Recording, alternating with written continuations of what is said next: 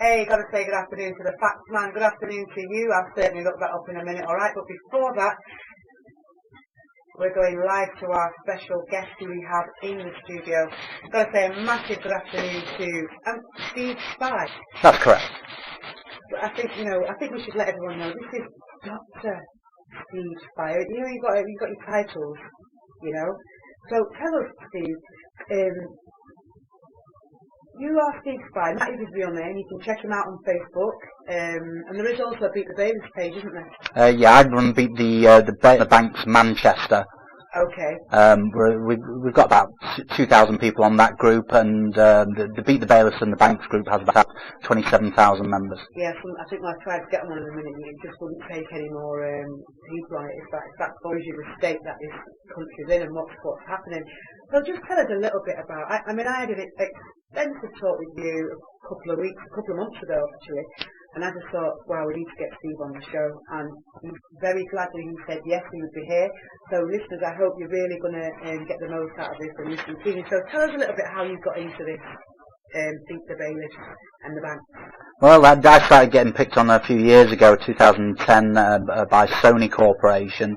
And it soon became obvious that all these corporations were working together, working to our benefit. They're working against us, they're teaming up, and they see us as basically slaves to their system. They're now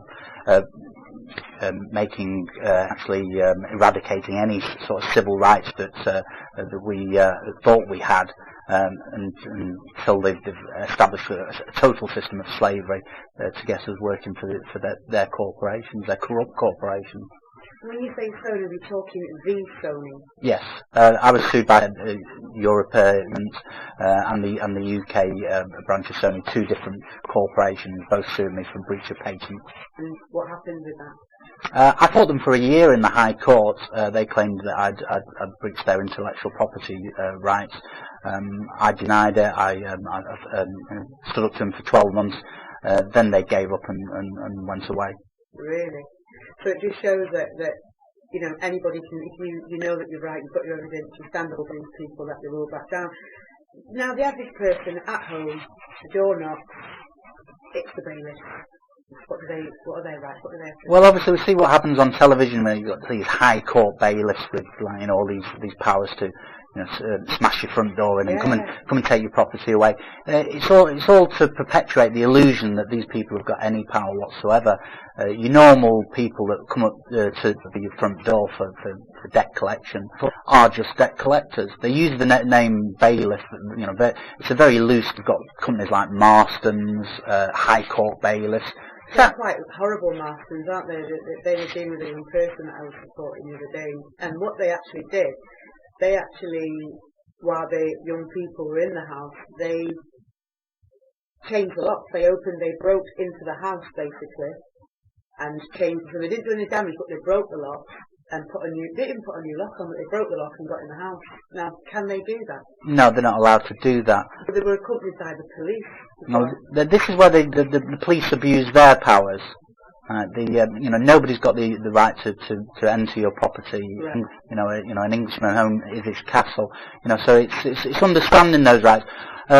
Obviously, Marston's, they advertise themselves as High Court Bailiffs. That's right. They are in that capacity as High Court Bailiffs when they're in possession of a High Court. Every other time, they're not bailiffs. They're acting as debt collectors. They're just people like you and me. It's like me knocking on a front door. They've got as much right to enter as if you let them in and say, yeah, take the property. Yeah. Then they come and you give them permission. You've consented.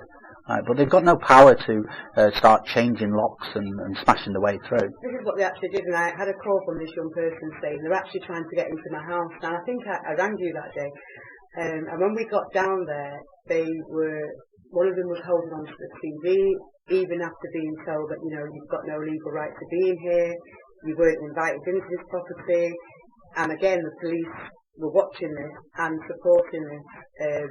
In the end, they left because we were quoting, you know, the rights, but in the end they left without taking anything. But somebody who doesn't know or didn't have anyone to call, that they would have come in and let them take things out of the house. So you're saying it's illegal?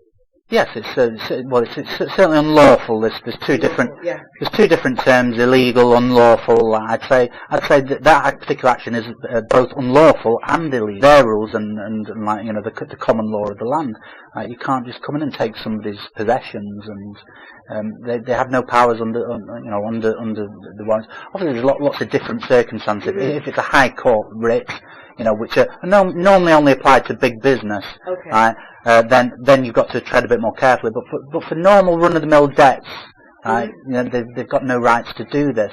So they turn up at your door, waving a piece of paper and saying, "Look, we've got a warrant here to come into your home." We turn out and we turn out to hundreds of bailiff actions up and down the country, around Greater Manchester. We basically stand in front of whoever calls us up, and we stand in front of the front door and say, "Show us the paperwork." Uh-huh.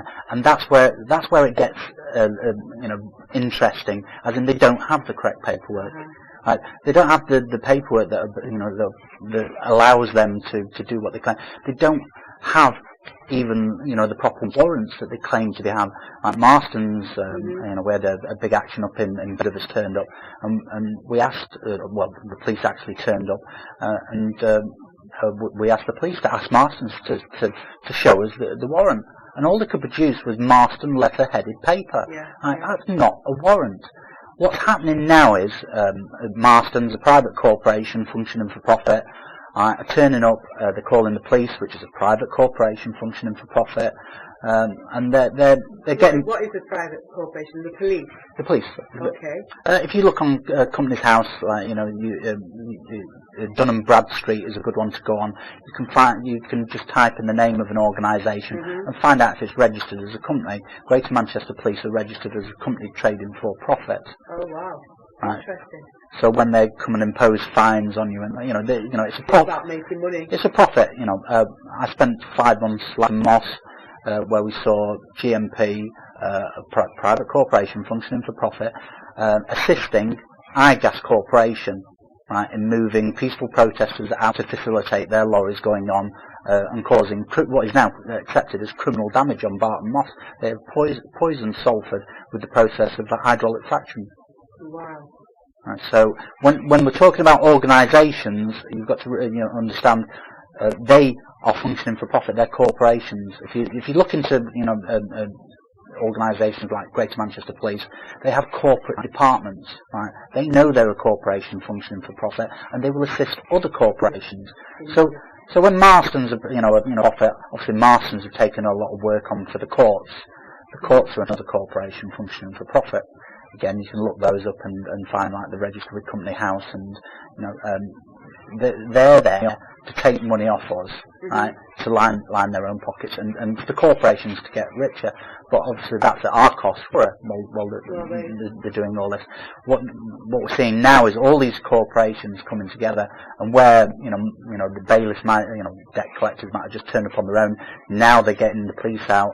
And unless there's people there that know the rights and know how to challenge the claim to the police that they don't have the authority to them and take their belongings, right? People need to stand up for the rights. They need to video record the debt collectors, calling themselves bailiffs. Get them to prove that they're a bailiff. They should have a bailiff card if they're an actual bailiff and not a debt collector. Yeah. Right? The police, when they come out, right, if the police act incorrectly, dial 101.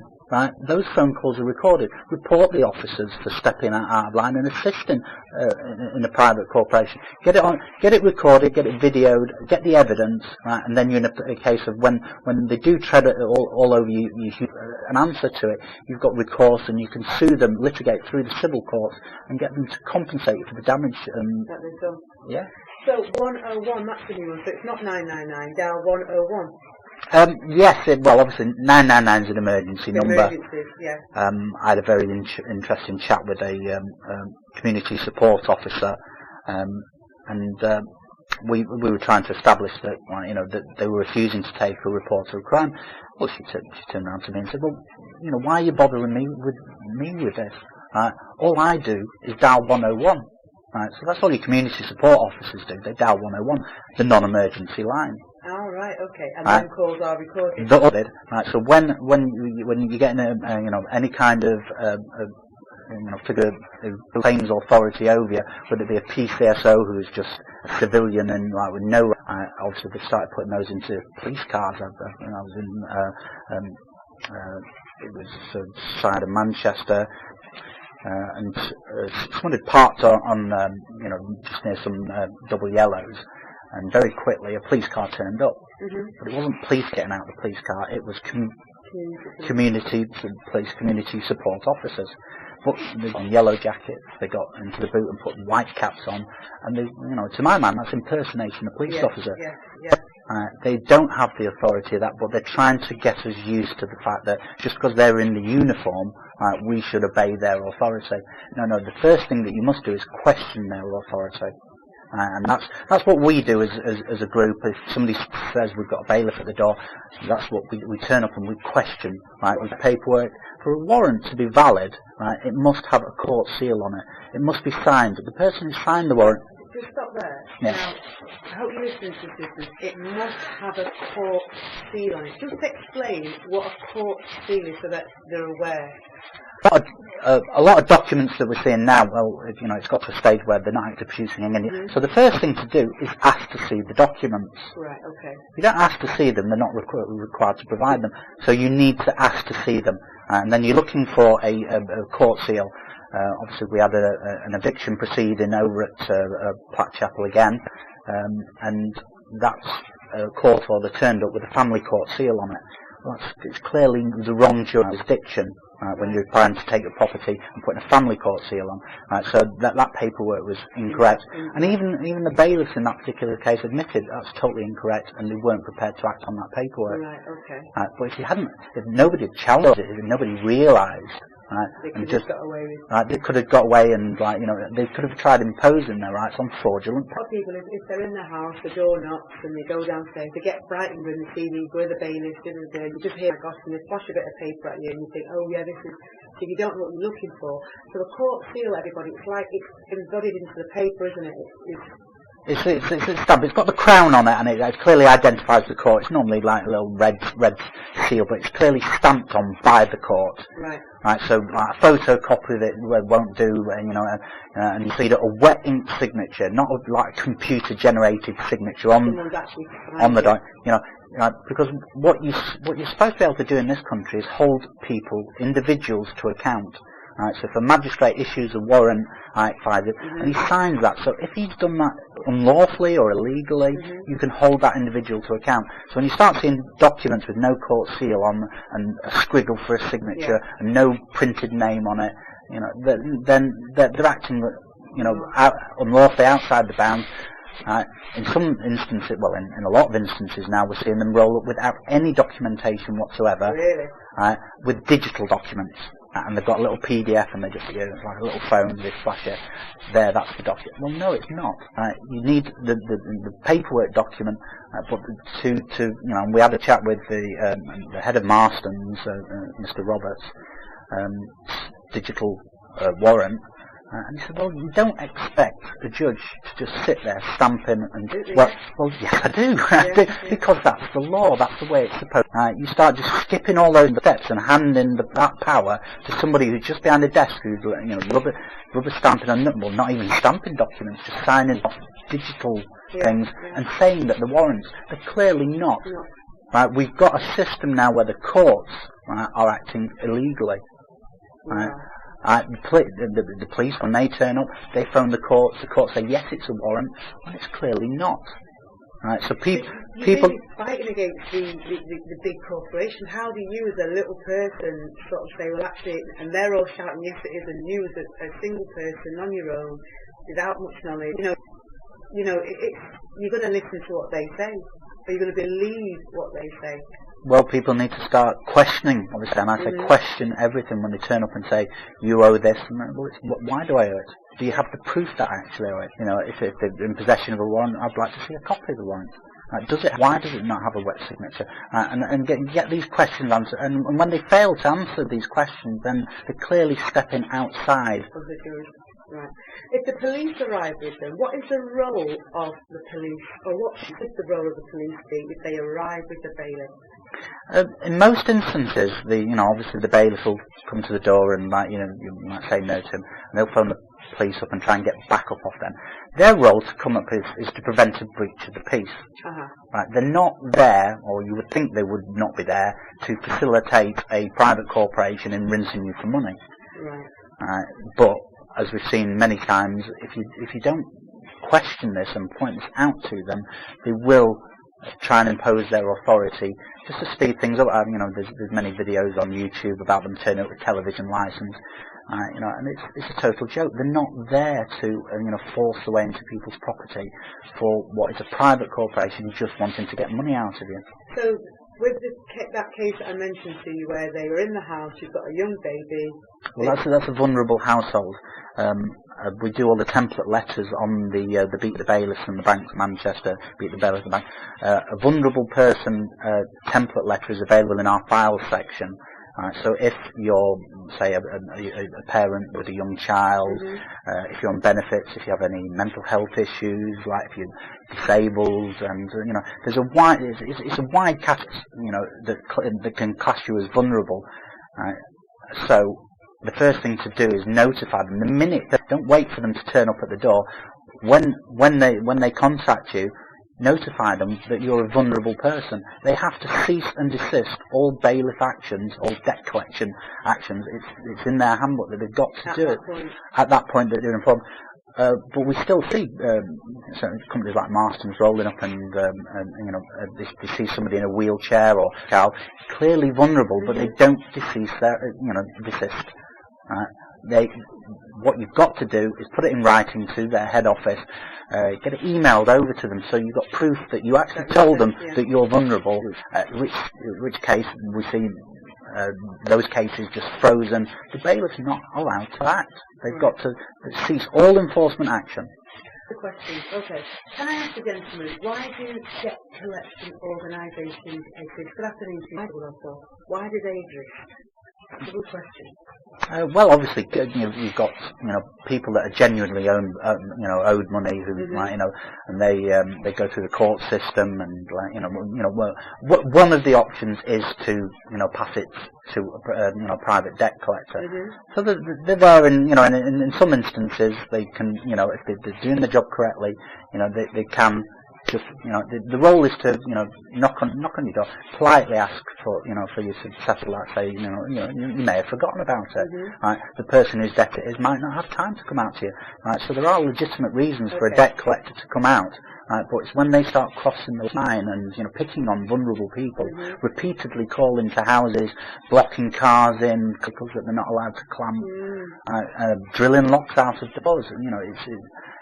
They're not allowed to do this. These sort of things. Good afternoon to Natural Mystic. Who is the guest? The guest is Stevespy. You can check him out on Facebook. He runs Beat the Bailiffs at the Bank Manchester, and he's here to our money and how to know what our rights are, basically. Because a lot of the time it's about having that information. Once you've got the knowledge, it becomes quite powerful. So, okay, let's go back to one of the cases before. Young person, I think about 18, 19, bailiffs come to the door. It's not their debt, but they feel threatened and vulnerable, pay the debt on their card. The bailiffs go off with £400 from what was like maybe I think it was a £60 fine. Can that young person get their money back? Yeah, you just go to the card, the bank controlling the card, and just say that payment was made under duress. I tried that with them. When I spoke to you, I said to that young person, do this, and the bank said to the young person that there's nothing they can do. It was paid knowingly. The young person said it wasn't there authorised that you paid it. Then the young person said it was done under duress, a cash machine, and forced to take money out and give it to somebody that is theft. The police didn't want to take time, so it's just left that young person, £400 worse off, basically. Obviously, the banks are in on this. They don't want people. You've really got to, put things to the bank, very strongly, and insist that they do this. They can claw the payments back if it's made under duress. It's not done willingly. Right, it's not your debt. Right, you've got every right to claw it back. So I suggest that person goes back to the bank and insist that they do that. And obviously, you've got a right to, to take your business elsewhere. You're not stuck with this one bank. You can take your business elsewhere if that bank just wants to behave like a corrupt corporate organisation. Okay. In terms of Glassing 978, it says in terms of debt collectors that have bought your debt, ask them to show a contract they have with you. If they can't show it, they must leave. Yeah, when you buy something, obviously, with everything, when you get into an arrangement with the company and you agree to pay them, that's a contract between you and that company. Yeah. When you sell that debt on, right, that you weren't party to the so you didn't agree for that third party tax, right? So that's something that you need to challenge, and when you challenge it correctly, we'll run a mile knowing that they don't have any legal basis for collecting that. Because very often that debt, if the debt was £500 that you owed, and they'll sell it to that company for like £30, and that comes £500. Is that right? Well, yeah, they add their fees on and they increase it. They go for debts like anything that's over 6 years old. 6 years old is time spent. They can't chase it. Well, if they get onto you and you don't know that and start paying it, the time spent that goes away. And like that, they buy these debts knowing that, and that people just don't know. They buy these debts for pennies in the pound, and if they can get one person out of 100 just like not knowing and paying it again, that's where they make these vast profits that they do. Right? That's interesting. That if somebody's got a debt and they've had it for over 6 years, they don't have to pay it. No, it's time spent. Did you know that piece of feministness? Wow, that is interesting stuff, Dean. You just need to look into these things, and when these companies come up demanding money, if I need through my letterbox, I don't immediately think, I've got to find money to pay this, to write this corporation a letter and ask for proof that I actually owe this money. That's the first thing you should do. So there you go, you're asking for proof that you owe money. And I think a lot of the time how they get us is that we spend so much time watching things like, Coronation Street and Emmerdale and what else they have out there, and not enough time getting information and reading and checking these things out. And for a lot of people are just not interested in that until they find themselves in a situation whereby they need that knowledge, they need that experience. But how would the average person get that knowledge and experience? I mean, you're here, great, and it's coming out to people now. Probably a lot more people are going to start thinking and researching, but generally speaking, if I wanted to know more, how would I get to find out? We're in an age of information, right? So not knowing things, it's a choice that you make if you're not going to go out and find these things. We've got the internet there. All you've got to do is, look into, and once you start looking into the nature of the society that we live in, you find that it's corrupt. It's in favour of corporations who their only interest is to make money. They're not there for our well-being. They're there to make increased profits, and they ignore things like our human rights. Because if they breach them, right, how many people are going to actually challenge them on that? Yeah. Very few that they can just pay off, right, and they can make vast amounts of profit. Right. So you said something interesting before, but after you engage, you're really interesting areas. But you were saying before the police are a business and a corporation, so they're there to make money. Yes. So all those parking tickets and how else are they making money? Well, directly assisting the corporations. Okay. When they turn out and they have hundreds of police, they do football matches. We're seeing it now with things like the fracking firms, where poison the water. Is that happening already? The water being poisoned? Yeah, well, it is. It's happened in places like California, over in Australia, where they've gone industrial style on the fracking, and you've got huge swathes. California now is suffering the worst suffered in 1,000 years, they reckon. But Nestle, one of the huge corporations out there, is still pumping water out there. All the public, the people out there, can't flush the toilets, and they're told to restrict the use of water. The corporations, the fracking firms, Nestle, that's bottling the water, whatsoever. Wow. It should be the people coming before the corporations.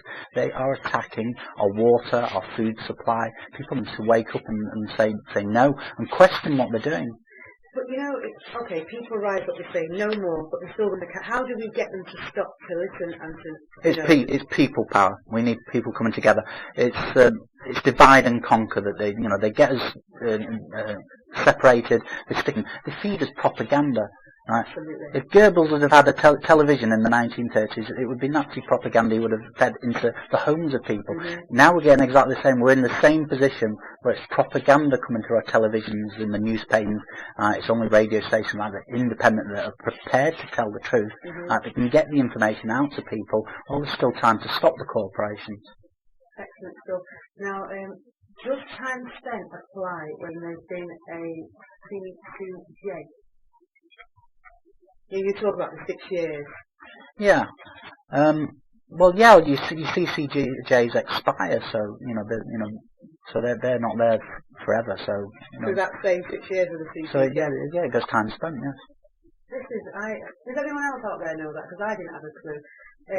Private companies, saw it on the news weeks ago. We may not have to pay for some of them. Any of them. It's a private corporation approaching you for money. You don't have a contract with them. Right, so the first thing to do, I know lots of groups out there where they go on and say, well, it's a private corporation, they don't have any contract with you, so ignore it. No, don't ignore it. If a private corporation approaches you for money, right, ask them for proof that you owe it. That would be a contract in writing with 2 wet signatures on. Right, you're there agreeing all the terms and conditions. If they don't have that, they've got no basis for coming and demanding money off you. You've been given a parking ticket, right? You get a letter. I want proof that. Yeah, again, we're talking about a private parking ticket, okay. Right? So it's a private corporation with no contract to you. Right? You don't have to pay any of them. Right? But under the civil procedure rules in this country, if you do not dispute it, so if you just ignore it, they can say just by your not, that you've ignored it. The fact that you've not responded under the civil means that you admit that you owe it. And a lot of people probably bury their head when they're getting letters of debt, don't they? They just put their head down, can't cope, and just don't. I've got a standard letter that I give to people at I do a meeting on a Wednesday in the Broadway in New Moston, and I letters and say, like, that is what you need to say, and it basically asks for the proof. So if you claim I owe you this, I have proof. Okay. We're going to go into a commercial break, play a track, and then coming back. I want to talk to you about the bank when we come back soon. Brilliant. I'll tell you something. Amazing stuff. Isn't he good? No, he's not going yet. I'm a Bernardo. He's not going yet. Oh my gosh. I don't pay when I'm a free land man.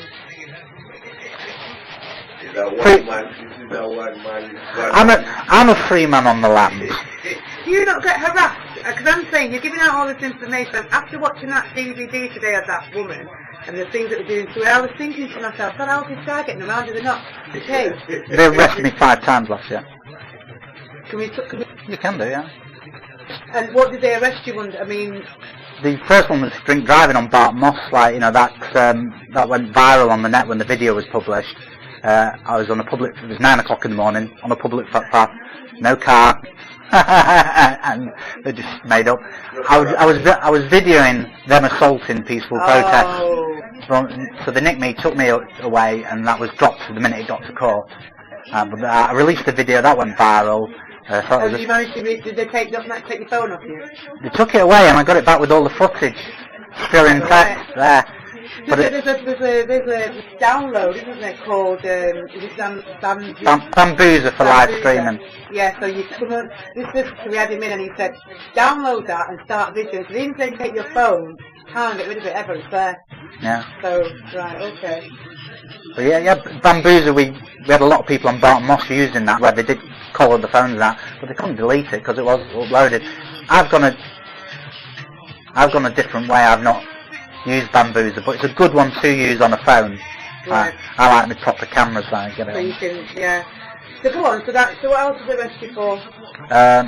Did they follow you and stuff like that? They arrested me for impersonating a police officer. I had a fluorescent jacket on, toy hat, right, and a pig mask.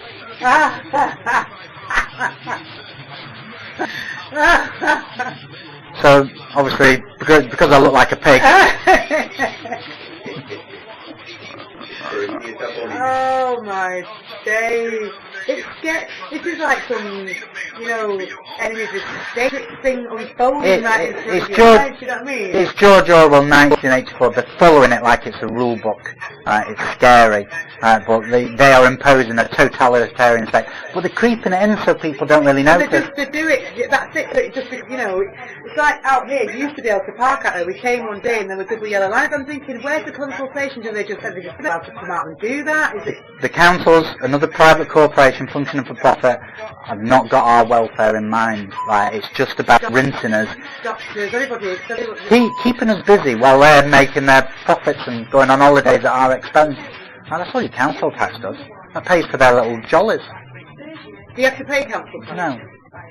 I don't pay council tax. I don't pay income tax, council tax, water rates, television licence, gas, electric. How do you get away with not paying council tax? I write to them. So if I pay council tax, I'd be guilty of an offence through Article 3, Section 15 of the Terrorism Act 2000. Because I'm aware that you're terrorists, you're funding terrorists. I paid an offence. And what do they write back and say?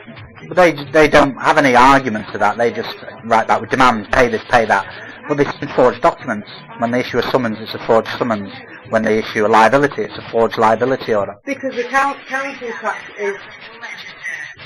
it's a civil matter, isn't it? And the police should not get involved in that. They shouldn't do.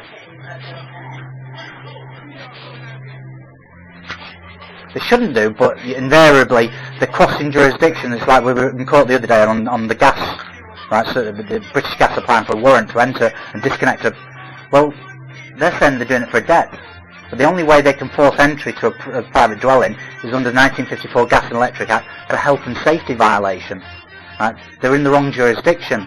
Right? If you get a health and safety certificate from a gas safe engineer that says your equipment's safe, you can go and they will pull the warrant straight away.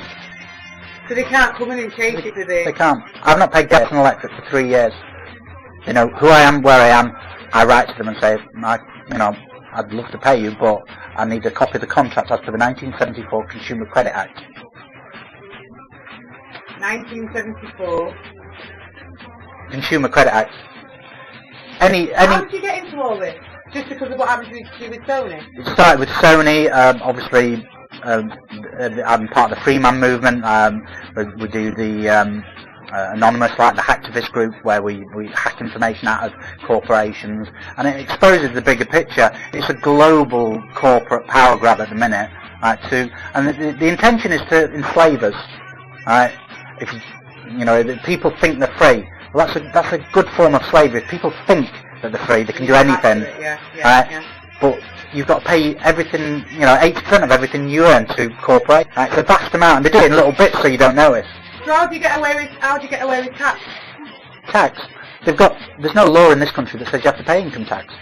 But if most jobs, it's taken out straight away. I'm self-employed, so, Oh, right, okay. So as long as you don't file a self-assessment, if you contract with them and say, I owe you money, then they're going to take the money and say, well, you agreed that you owe, right, so you contract with them. If you don't contract with them, there's no way they can take you to court. Really? And that's what you've got to think about, what you're going to say to a judge when they get you before a judge and say, like, why haven't you paid this? I don't have to pay. There's no law that says I have to pay. I've not contracted. I've not agreed to pay it. So why should I pay it? They've not dragged me to court in 4 or 5 years on that issue, right? Because mortgages is another one, isn't it? Mortgages are a scam. Right? When you go to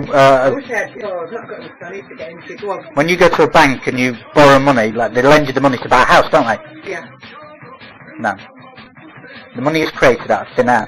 It's called fractional reserve banking. Right, stop there.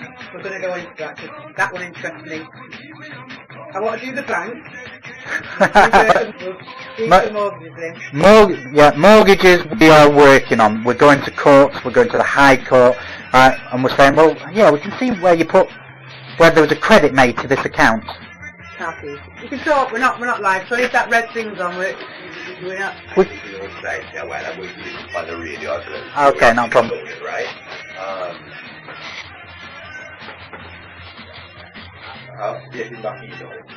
Just press the button, we'll put you in. But it's not going to appear me. No, you can't. I'll just see if your picture will just come up there and we'll just set you in. Oh, I'll just put the door on the lap.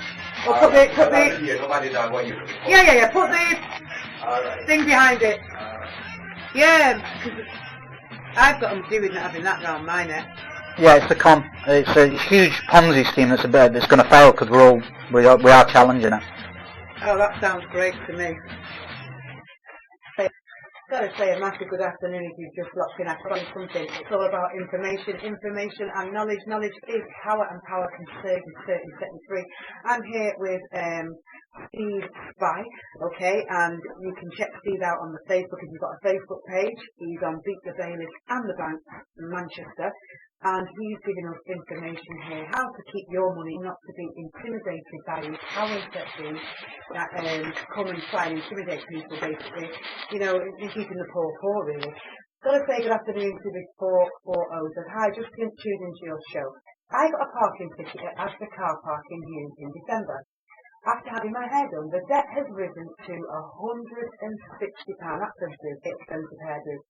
Now they have stated it's now going to court. I refuse to pay this, as ASDA has recently enforced using a private outrageous fine. Can you advise me what I need to do? And that's coming from Denise. Hi Denise, good afternoon to you.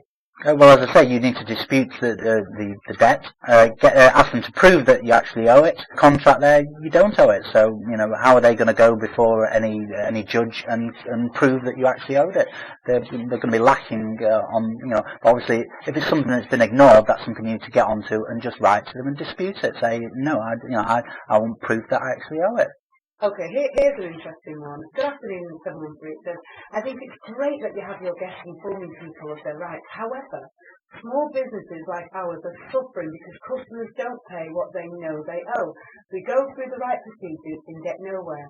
The cost alone for taking legal proceedings itself can be excessive, and there is no profit to us if we are ever successful. Please clarify the 6-year rule. Does it start from the age of the debt or the last communication? Thanks for that, 713.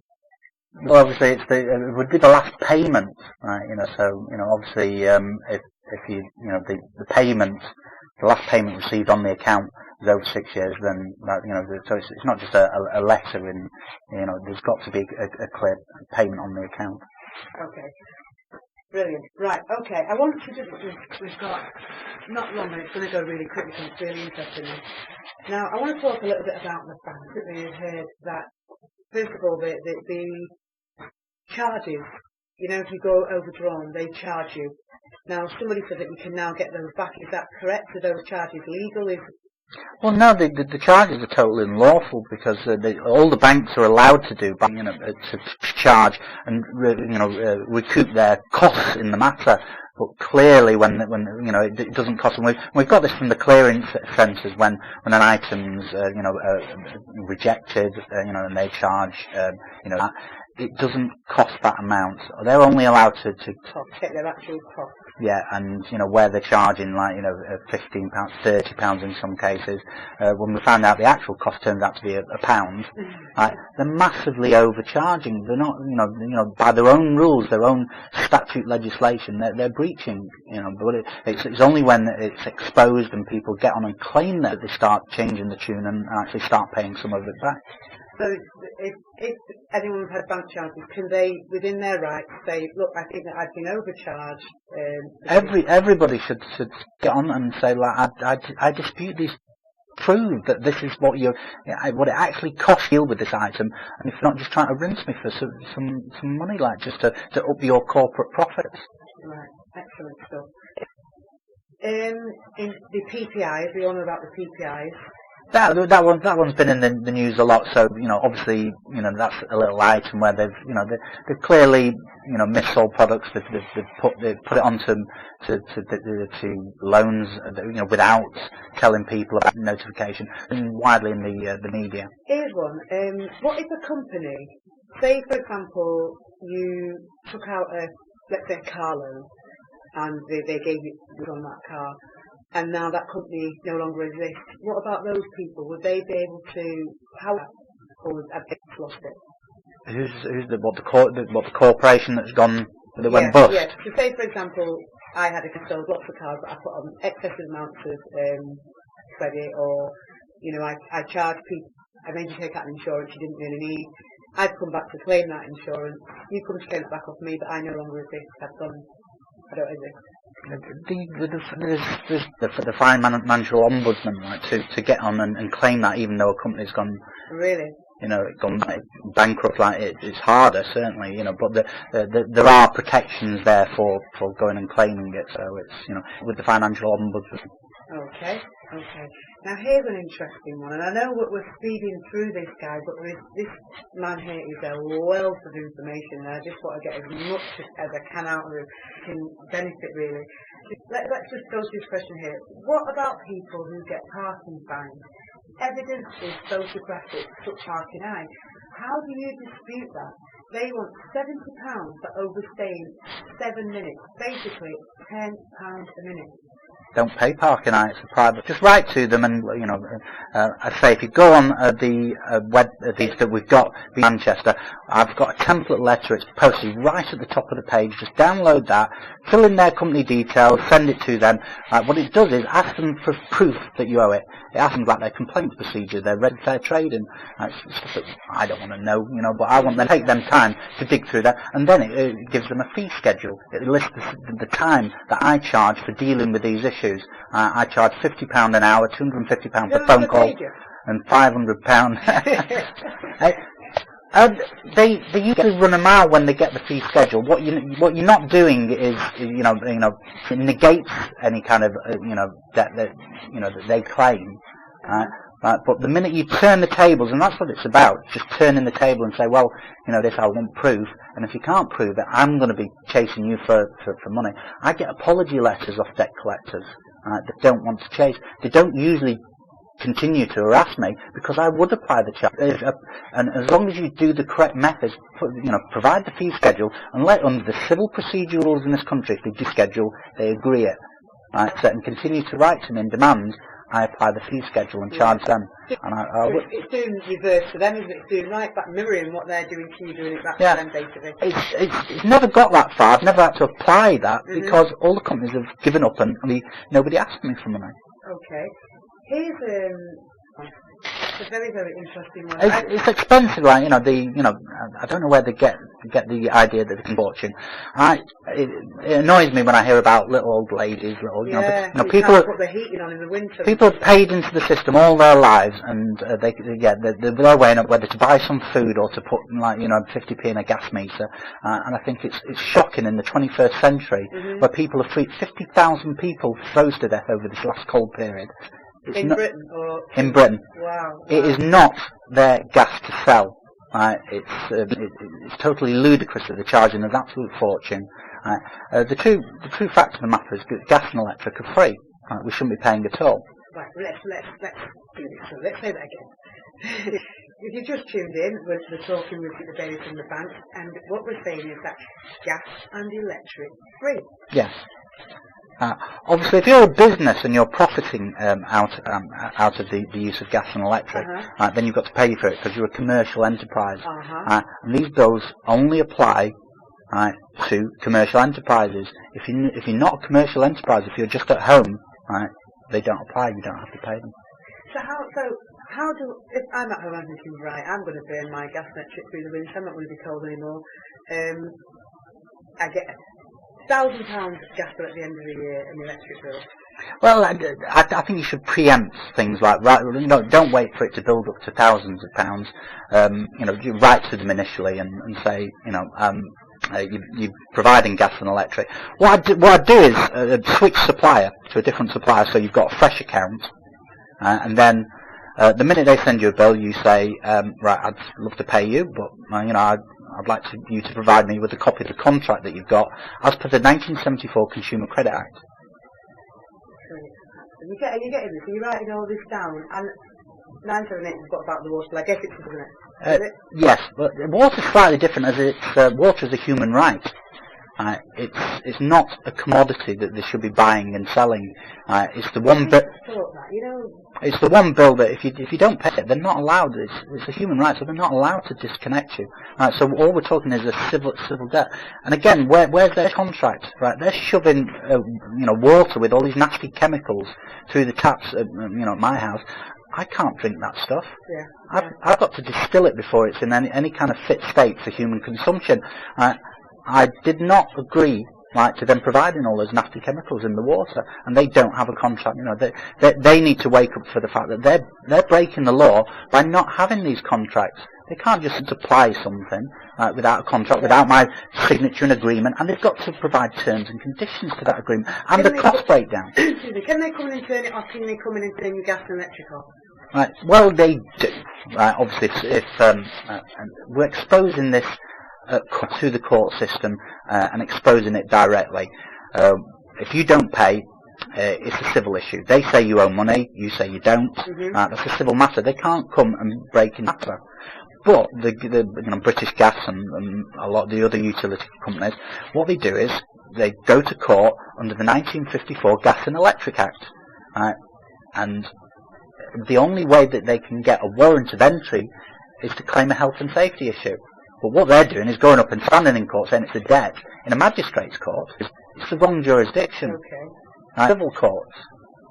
And we've got many cases now where we've got to a stage where they can't apply in the magistrates because we go and say, no, it's the wrong jurisdiction. You're applying under a debt. We've got a health and safety certificate here for that gas supply, and they can't get the warrants. So their only recourse now is to take it to the civil courts, where we will argue in the courts, and we've got cases going through where we will stand and say, look, well, no, these debts are not owed. Oh my goodness, this is interesting. It's 15:24, you've just joined. Good afternoon. Where have you been? You've been missing out. Let's go to 453. Okay. Just started listening to your programme. Last year they claimed on my behalf I got 1,500 and they want me to pay, I think it's poll tax, not to say, £500. I didn't pay any. What's your take on it? I don't pay them, you see. And when they wrote to this first sent me bills about 3 years ago, I wrote back to them and I said, if I paid this, I've put GMP on notice about this matter, and if I paid you, I'd be guilty of an offence under Article 3, Section 15 of the Terrorism Act 2000 to you. You'd give some of that money to GMP. GMP were involved in the 7th of July bombs in 2005, where they blamed Muslim terrorists, for an act actually carried out by MI5 in good grades Manchester Police. So me paying into that system would be financing terrorism, and having put them on notice, I'd be liable for arrest if I paid them. Okay, all right. Got a PCI, it was £1,000. Now they say I owe £40.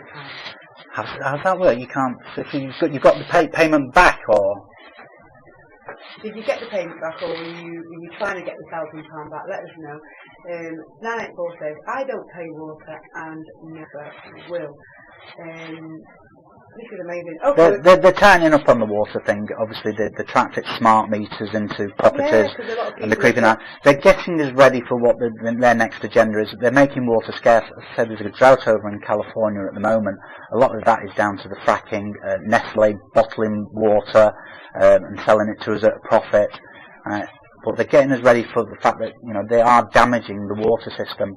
We've got fracking enterprises where they're just drilling straight through the water table. In every single case, the casings fail on these drill sites, and they're pumping nasty chemicals down as well as radioactive material. There's radioactive material down underneath the ground that they're disturbing anyway by exploding. In order, they say, to get gas out, to make a profit on it. But it's a dire risk to our health, and we're seeing now. There's a showing on Thursday that I'm going to. Stories from the Gasland, which is about Queensland in Australia, where people are dying living on these, on near these fracking sites, and the water is being directly attacked. So they will push, where people think they're never going to pay for water, the price of water is going to go up because it's going to start to get scarce. In terms of them poisoning the water, what can people that live on need water? they're poisoning it for a purpose, right? It's obviously agenda. Like they built a desalination plant in London recently, so that's what the getting is used to. Once all the fresh water, all the underground water, once it's contaminated, you can't remove that. Right, so they'll be in a position to sell us the water, desalinated from seawater, and they'll make huge profits on it. Right, and that's how they view us. We're a cash cow, where they can just milk us for profit and use us as slave labour. Oh wow, okay. 529. Please can you repeat the gas and electric again, please, or the name of the time? Okay, I'll say the Facebook page is Beat the Bailiffs, and that's what you just type in, just make sure it's, because I think it's... Beat the Bailiffs and the Banks Manchester. Yeah. We've got a big group which is national, which is Beat the Bailiffs and the Banks. And then we've got, for every different area, we're setting up groups just to expose the corruption and what's going on and help people. We get teams out now to stand in front of people when they're being harassed by these corporations, by these bully boy bailiffs, and we go out and we just question the paperwork. We had quite a serious incident where somebody had his house taken away, and that has gone viral on the internet, the use of the TAU to violently smash in, for civil matters, where you're talking about money, the police shouldn't be involved in themselves, but they are.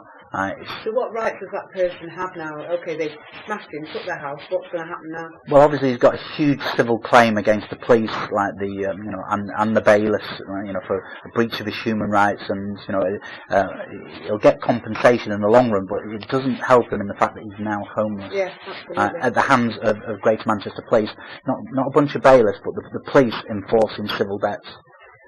Good well. Okay, 175, don't worry. I'll make sure you're saying that you're old and you won't remember all this. We'll get some duty, don't worry. Nanetful says they need to get rid of millions of people and they're doing this through the water. Yes, Agenda 21, right? It's written down in stone in the Georgia Guidestones that they need a population reduction to below 500 million people, a few billion people on the planet. So they need a population reduction of about 95%. And one of the ways is to control the water. If you control something that we need on, which is a human right, we need to survive, then that's the ultimate control of it. The last 100 years we've been manipulated and controlled with the use of oil, and that's been sold to us profit. But the age of oil is coming to an end. We've got things like solar panels, wind turbine energy. They know that's coming out, so they're getting ready for the next big one, which is water. If you don't have water, you can't. You can't survive. So they are controlling the basis of life on the planet. There's huge things going on, like Fukushima in Japan. Very little about it in the mainstream media. It's poisoned the Pacific. There's 30 million people in Japan suffering the effects of radioactive poisoning, which we're not being told about. It's reaching a dire tipping point where we need to put our foot down now and not just let these corporations run riot, because they are doing a massive power grab. Okay, they're trying to control what they bring that in. How do you stop that? How do you stop the big corporations? Yeah, because you're saying the next thing is the water. Everybody needs water for just as a basic. Obviously, the things like the fracking site. I spent 5 months on Barton Moss last year, and there was the best times, like we had about 20 or 30 people and hundreds of peaceful protesters who were brutalised, assaulted, and pushed out of the way to facilitate this process. Mm-hmm. If we'd have had, a few hundred people, or if the people were in their thousands, they wouldn't be able to do that. You can't, bully people on that. So people need to wake up to what's going on and get out to the things like the fracking sites, which are open in the country. They are attacking the water, and once people start standing, worrying about these, divisions, like, we're divided on religions, divided on skin colours and things like that. There's one divide that matters, and that's rich and poor. The rich people, the rich 1%, are controlling the rest of it, the 99%. If the 99% stand together, they've got not a hope in hell of doing this. We just need to stand back and say, well, no, we're not taking the system anymore, because it's a system of slavery. Now, I was thinking, with all this information that you have, and it's such valid information, it's great information, and you do need, do you not get followed and harassed? And I'm surprised they've not taken you. Do you? I don't think I'm important enough to take out yet. They've certainly harassed me. I was arrested 5 times last year. So they're certainly making it inconvenient. So November they took away all my computer equipment. Really, on the grounds of what? It was a contempt of court. I'd appeared in court, and there was a video that went up on YouTube and Facebook about an interim court possession, and the judge turned around and said, "Well, water's not a human right." Well, this is clearly incorrect. Water is a human right, and the court should not be making that kind of statement and backing these corporations up. The court should be on our side if they're a fair court system. Right, so anyway, they charged me with contempt of court. That was in the Manchester Evening News, and the report came out, and I said, well, it's not contempt of court. Okay. Right, for it to be contempt of court, there must be a jury sitting there, and in these county court hearings, magistrates hearings, there's no jury. They're not courts. What they are administrative hearings. Right? Just because they put the name court on it doesn't mean that it is a court. They are usurping the basis of English law in this country, and it goes back to the Magna Carta of 1215. This year is the 800th anniversary of the signing of Magna Carta. There's some basic rights to stand up against these corporations and say, and say that you're breaching our rights under our constitution. Piece of 90.1, you've just joined us, JB. I'm here with Stevespy, and he's giving us lots of interesting information. I'm going to play a track and we'll see on the other side. If you've got a mortgage now, and just sit up and get a piece of paper, get a pencil. Probably get a right rollicking for this, but I think it has to be out there, you know what I mean? You'll be like, Asia, anybody who wants to come and buy an opinion, it's a free country, so there shouldn't be a problem at all. What they'll say is, you're putting our license at risk and blah, blah, blah, but for me... I don't think that should be coming in. Oh, the Wales Dutchman. I don't care. It's not you saying it, it's like a third party saying it, so that I would say, somebody wants to come and tell me his experience and that, exactly. I'd say it's fair usage. It scares me though, that water. Take the water. I mean, some people, my son says, Mum, you're not to drink anything out, you've got a bubble and you should, what's the other one? Agenda 21, if you ever any time go on the net and look up a document called Silent Weapons for Quiet Wars. Yeah, it's about Agenda 21, it describes it in great detail. It was discovered by accident in the 80s. Silent Weapons for what? For Quiet Wars. So they keep going on about World War III, we're actually already in a war. My kids, when we go to the supermarket and they ask for a drink or something, they check it for aspartame. None of that's allowed in our room. Yeah, E751, 93 different side effects on the body. One of them, it causes cancer. Yeah. They're doing lots of things that cause cancer. What they're not doing is telling us about all the things that cure cancer.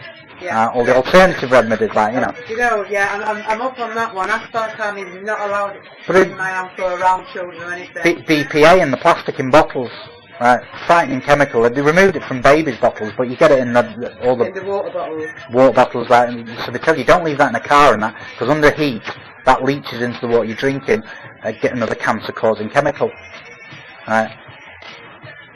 Cesium-137 that they're pumping down these fracking wells leaches into water very well. Again, causes cancer. They're trying to kill us off by, introducing chemicals into the system that shouldn't be there. We're ingesting all the time. I do. Again, I've approached this from the corporate, business angle. Bart Moss, I was sat there chatting with vegetarians, and I agree with everything. So we shouldn't be eating meat. No. On this morning, it just made me squingy. I just thought, we had the lorry crash on Bart Moss, and I went and got some of the chickens off the crash, and they were in a right state. I think, well, why are they keeping them in such a poor quality, making them suffer, to provide us with food? They could give them a good life, let them run around a bit, and then, but they're doing this, but it's in effect. We're eating food that's been tortured, injected with chemicals, and it doesn't benefit us. It's a great detriment to our health and well-being, but spiritually and physically.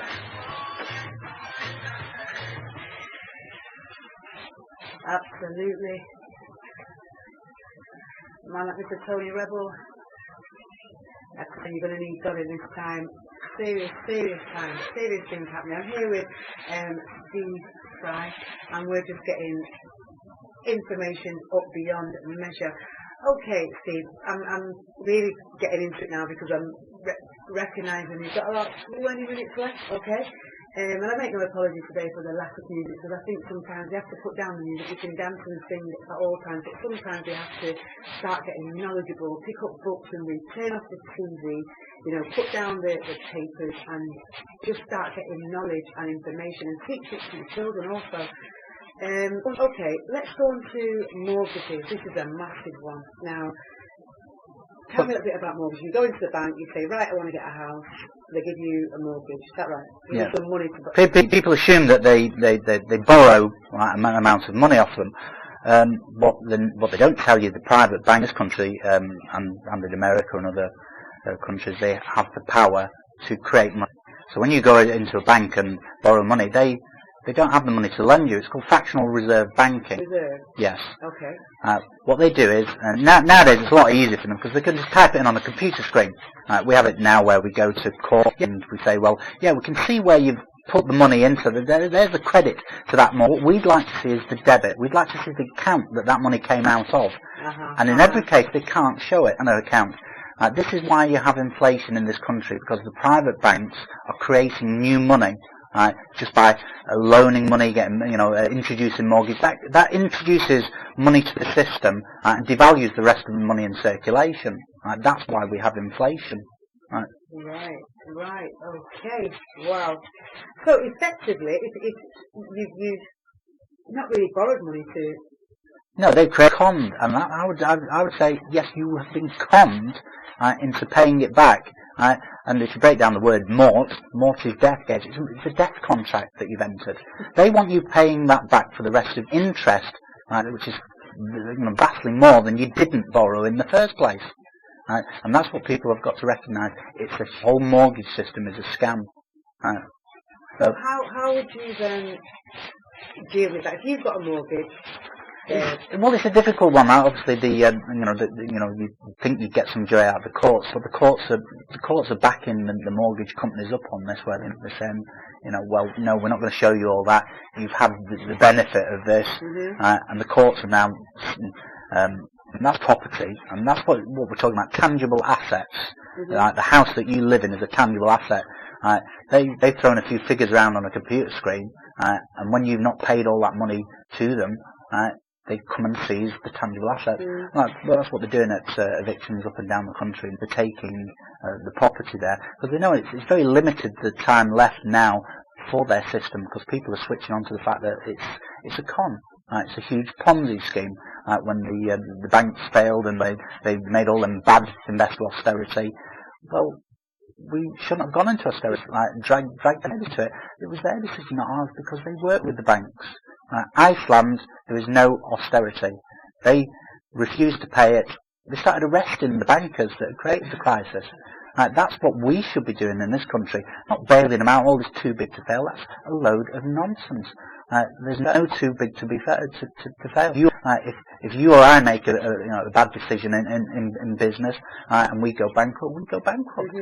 Come along and just bailing you out, and And if somebody did come along and bail you out, I guess it would be their choice to do that. But when you've had no choice in the matter, what they're doing is effectively us, and the potential earnings that we can, our children. All the earning of our children have been put into trillions of debt. Debt. It's just quite ridiculous. This question's coming in 207. Hi, 207. It says, hi, would Steve advise my son to go ahead and apply for a mortgage as a first-time buyer? He's 23 and recently commenced work last September. I wouldn't. You go into a mortgage, you're looking at a huge financial crisis looming. And the house prices are just artificial. They're claiming some houses and little flats and things like that are worth millions. It's ludicrous. The bricks and mortar, what it costs for the land. It's hugely overvalued. What you're doing, I'd say, when you're young like that, save the money up. right, to buy property if you can, like, you know, by paying all this interest off. Oh, you're so going, save it up and buy it cash. yeah, pay it outright, you know, but it's the interest that they rely on. And every single religion, you know, like Jesus threw the moneylenders out of the temple, because they were loaning money and charging interest. When you start doing that, you create an element of society that contributes nothing. They are leeches on society, and that's what the banks are nowadays. And this is in the Torah, the Jewish religion, the Muslim, and the Quran. It's all against every religion. This process of charge interest on loans. When they do it within the communities, they don't charge the interest. Right. And that's what they're getting is with the huge debt that they're you know, so trying to avoid, like, you know, work together as communities and families and you know, and club together and, you know, to avoid this huge amount of interest that we're paying to these leech of banking organisations. So there you are, 207. You're going to be at home a few more years yet, getting to start saving up.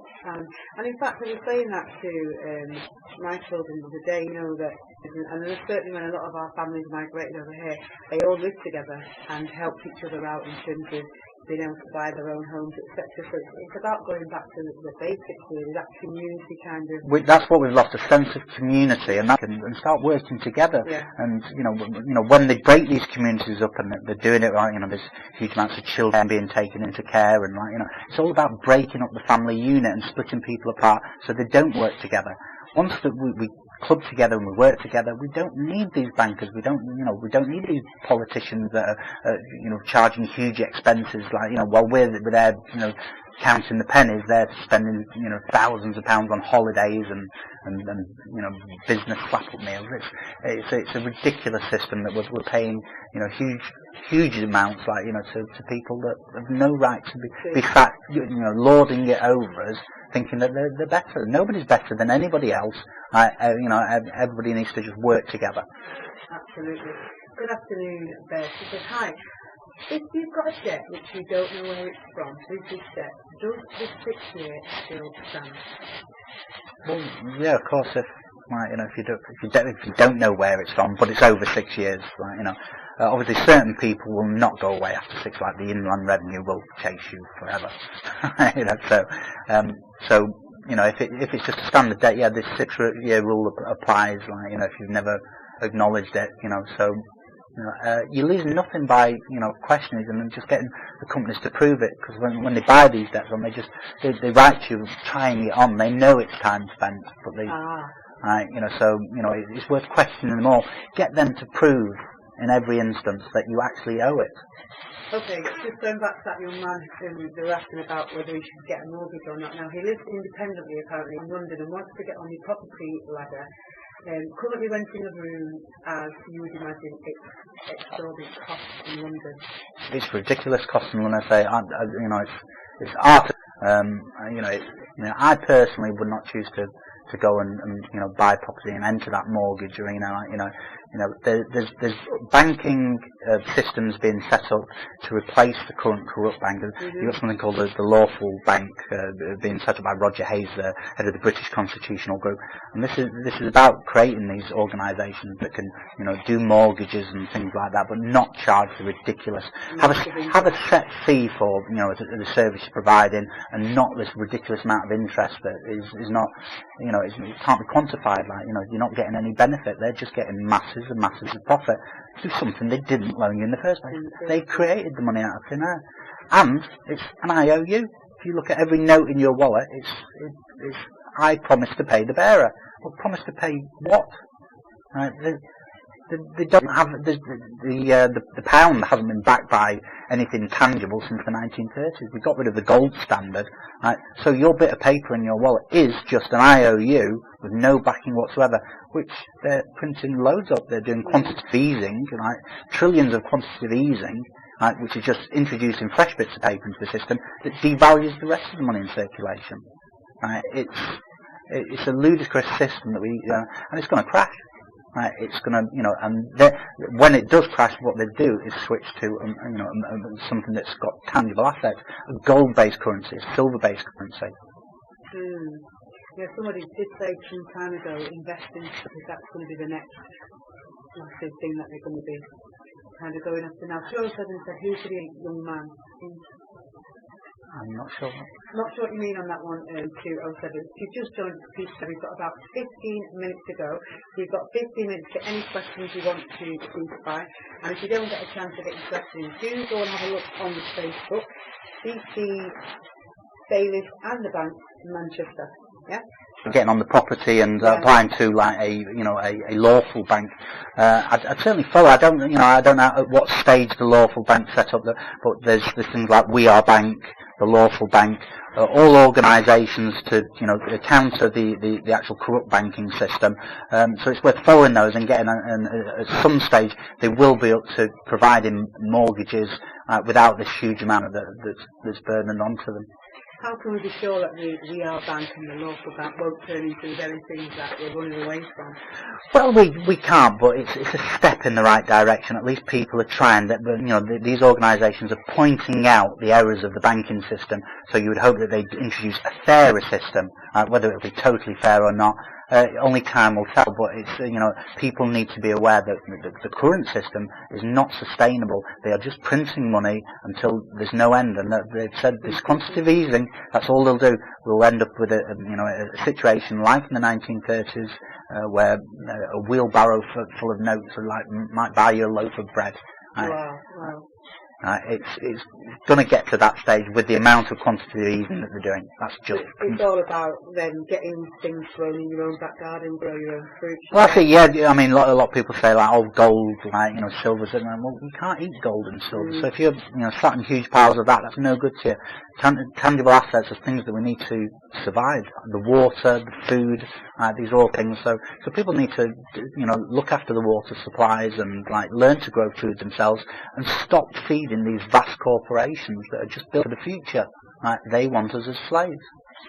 Okay, 486, good afternoon to you. My father bought a 6-bedroom house in the 1960s, and his friends came from Jamaica, lived in the house, and saved money and bought their own homes. Exactly in 486, and that's what needs to happen. 5, 6, 7 families living in one house until the next person. And I think you need things like partners to get that money. And I think it's about going back to the basics and doing those things. Well, it's a lot of it is the television. We're constantly, the solution to any kind of money or borrow more and we're programmed to accept debt as the norm. Get car finance and that. Well, that's the wrong way. We're being, shown the wrong methods of doing things. In the olden days, people did commit, and there are still communities that do this, that save up, and they're not in this rush to have the latest iPhone 7, 8, whatever number they're up to. Just wait, bide your time, save up the money that you want then, and you will not pay huge amounts of interest. That is just a killer for a lot of debts, and it's debt slavery. That's that's imposing on us, and they want us to accept that as the norm, whereas our parents and their parents knew it was wrong. Yeah, my parents would never ever take anything out on I think the only thing they had was a mortgage, and that was paid off very quickly, but took out credit. Don't have what if you've not got it, then you don't have it, and don't throw money after money. So everything was bought with cash. So he always stuck with that. All the old values have been corrupted, and that's to our detriment. We need to look back in history and look at the ways that that people communities work together. And that's what's been broken apart, the community spirit. They want us living as robots, all in little flats, listening to their programming coming through their television. They don't want us thinking for ourselves. They're trying their best to stop us thinking, dumb us down. It's important, and things like that. You just need to switch the television off and start thinking and doing things for yourself. Absolutely. I tell my sister that all the time, and I hope you're listening to my sister out there now, traffic. Turn it off. Turn it off. Even if it's not all the time, but at least have an hour or so a day when you don't have the television and when you sit as a family and you talk about things that are interesting, that are knowledgeable, even if it means you just turn it off a couple of hours and do your homework with your child. Make use of that time, and then you'll soon see how much time you are wasting in that garbage. Even things like Facebook and things like that. I know you can get a lot of useful things on there, but it takes up so much of the time doing absolutely nothing when you could be out there gathering information or just even communicating or rebuilding that community spirit that they have broken down. We need to do this show again. Not a lot of people will hear it today. No, well, certainly we'll. And he's not going to get away now. And I'll be sat outside his house in the night. Thank you for the advice. I'll tell my son he has an appointment this week with the Halifax. Well, no problem with that, Anita. And do look out for the We Are Bank and the local bank and see where they're up to. See, there's just one more thing I wanted to just quickly talk about. We were just talking in the break. And before, please say happy birthday to Tyler Brown. That's coming from your dad. Thank you. Happy birthday to you, Tyler Brown. Big happy birthday. And you share your birthday with Sharon, Bert and Francis. So big happy birthday to both of you today. We were talking about the water and the poison of the food, etc., etc. And you mentioned something that we've talked about on the show many times, that aspartame and the things, the chemicals that they put in our food that we definitely know causes cancer. Yeah, they're introducing obviously the cancer industry, and it is a huge money-making industry. It came about 100 years ago. If you look back to history before that sort of occurred, before they started pushing these chemicals on as a solution, people had natural remedies, like you had Chinese herbal years old. You had medicines like hemp, which cannabis oil that people used to drink, which it's been discovered, it's been known for quite a long time now that cannabis oil cures cancer. It's not the only one. Cancer survives in an acidic environment. So baking soda can change the body's pH so that cancer cannot survive. Baking soda. So there's lots of cures out there. People just need to get on and look for the natural remedies instead of if you run to a doctor, all they're doing is writing in a prescription for a chemical. These are huge industries that they're getting us, on vaccinations with mercury and vaccines, for heavy metal. They're introducing things that they're telling us are good for us when they're not. You don't want heavy metals in your body. They're poisonous to us. So when they start putting those in vaccines and nasty chemicals like aspartame, E751 if they want to cover it up, what we're losing is this eating natural, healthy foods. We're eating chemicals that are made to look like food. They're not food. McDonald's is not food. I would never take my kids to McDonald's. It's totally, but it's pushed it. It's given a happy face, and they're creating a monopoly all over, and they're getting people used to eating this nasty stuff that causes cancer. Tell Steve, bless and thanks for the info. I drink a hemp and I don't care. Wheatgrass beats cancer. Also, carrot juice. Raw carrot juice is another one that people need to look at for shrinking There's a good website. I think it's called 200 Cures for Cancer, and it lists all the alternative methods: grass and carrots. Just basic food. We're not the soursop fruit from South America. Oh yeah. It's discovered as an excellent 1,000 times better than chemotherapy for curing cancer. Yeah. But you grows in abundance in Jamaica and the Caribbean. You run to the doctors. What the first thing they say is you need chemotherapy. It's radiation. An Italian study last year concluded that chemotherapy makes cancer worse. We need to get back on and ignore what these corporations are feeding us, because it's not in our benefit. They're just thinking about their profit. It's very difficult though when people have been conditioned for so long to change that mindset, because people, you'll be classed as a loony. Oh, he's off his head. Don't listen to him. I think a few years ago I'd be chatting to people and a lot of these subjects wouldn't be accepted, but now more and more of the people I talk to in everyday life are switched on to these facts. Like you listeners there that they're drinking hemp oil. It's known because there's a huge awakening going on. It's called a paradigm shift. It's a shifting in consciousness. We had when books first became available to the general populace, what we had is a growing intelligence generally, just to the availability of the books. But that reached a certain level, and then people have lost it. But now what we've got is the internet.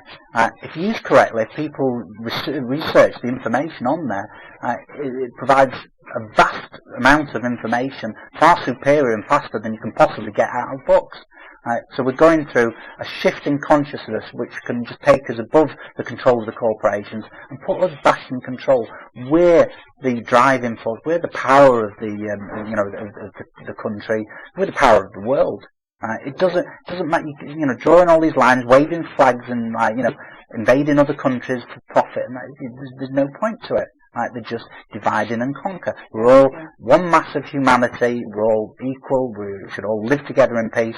Nobody needs to starve. Nobody needs to. I mean, I find that so ludicrous. And I think they put in developed countries, underdeveloped countries, so-called, starving children, etc. And I'm thinking, well, let's just get 20 footballers to just donate £5 a week then, or something the rich elite could cure poverty, starvation overnight. The Queen could do it with one pen stroke. She's one of the biggest landlords on the planet. She's got trillions. But they would lose their position in society, their opulence, their big, fancy cars, their jets, and that. They would lose their position, so they're not prepared to do it. They're prepared to live in opulence at the expense of people starving and dying of thirst, dehydration. They don't care. They want us suffering just to keep them in their positions of power. That's why we need to stop and say, no, we're not feeding this corrupt system anymore. We want the power back. It's ours. And once people realise how powerful they are, that's the new thing. We've got 2 more questions then have to go, because DJ Silver is in the house. One of the questions coming from DJ Silver.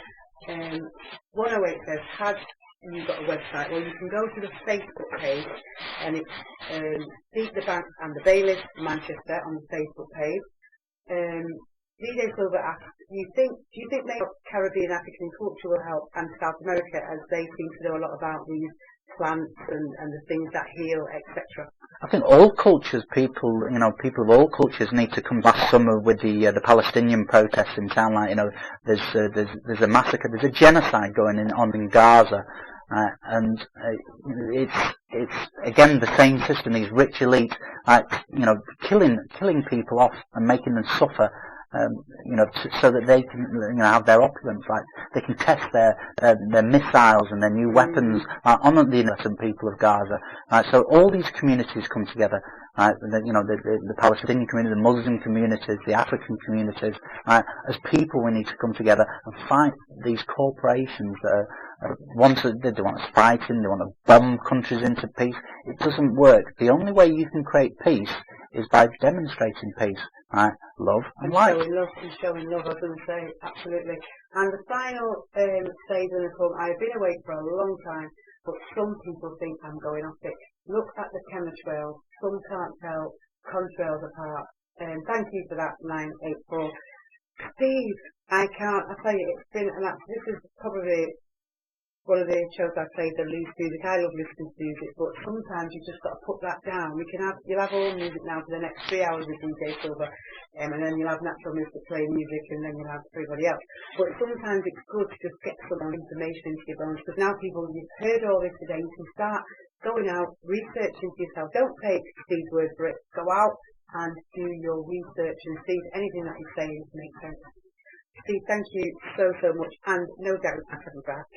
No, any time it's great to be here and get the word out. Yeah, get people looking for themselves. Don't take the government govern means control. Meant is the mind. It's a mind control system. They try to manipulate you. Just don't be manipulated. Get out, find things out for yourself. Look it up on the internet. If they give you a storyline that you don't think's right, look into it. We've got to go. Thank you very much. Coming up now is DJ Silver. He's in the house. He's going to take you through the drive time right up to the hour of 7 o'clock. Got to say, go out, enjoy the story, get yourself on the internet and turn that TV off even for a minute, alright? Thank you so much. Where I want to appear to me, natural mystic when you get John Pierce, huh? Oh yes, there's a natural mystic. Yes. Yeah. I have got it.